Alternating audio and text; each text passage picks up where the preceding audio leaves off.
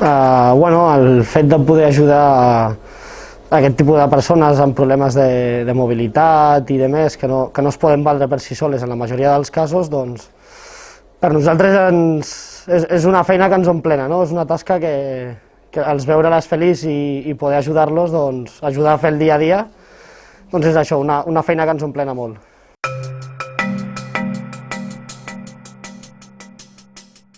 Gràcies a Déu, el poder tindre vehicles adaptats que ens poden permetre el fet de fer servir rampes perquè puguin pujar i no fer servir les escales, a les cadires de rodes per poder-les lligar bé i demés, doncs gràcies a Déu dificultats cap ni una.